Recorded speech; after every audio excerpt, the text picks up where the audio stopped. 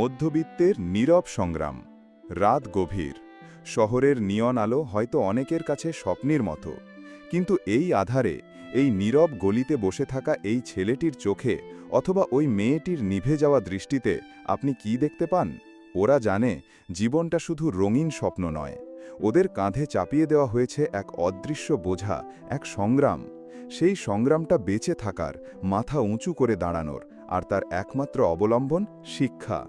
আজও কি আমরা বুঝব না, যখন আমাদের সন্তানেরা পড়াশোনার বই ফেলে মোবাইল হাতে তুলে নেয়, যখন লাইব্রেরির কোনায় ধুলো জমে আর পরীক্ষার হলে খাতাগুলো ফাঁকা পড়ে থাকে, তখন কি আমরা উপলব্ধি করতে পারি কি ভয়ঙ্কর এক ভবিষ্যতের দিকে আমরা এগিয়ে চলেছি?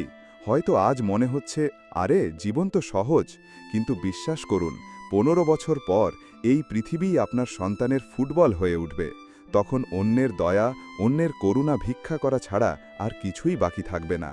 শিক্ষা শুধু 4টে দেয়ালের মধ্যে বই মুখস্থ করা নয়, এটা হলো দক্ষতা অর্জন, টিকে থাকার জন্য, সম্মান নিয়ে বাঁচার জন্য।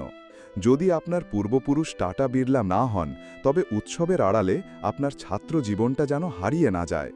গুলতেকিন খানের একটা কথা আমাকে আজও তাড়িয়ে বেড়ায়, জীবনে যত ঝড় আসুক, পড়াশোনা শেষ করতেই হবে। আমাদের দেশে সুযোগ হয়তো সহজলভ্য, কিন্তু আসল অভাবটা কি শুধু সুযোগের নাকি আগ্রহের? এই প্রশ্নের উত্তর যদি খুঁজে না পাই, তবে সার্টিফিকেট নামের এই কাগজটা একদিন গলার কাঁটা হয়ে দাঁড়াবে, শত বছর পিছিয়ে দেবে আমাদের ভবিষ্যৎকে।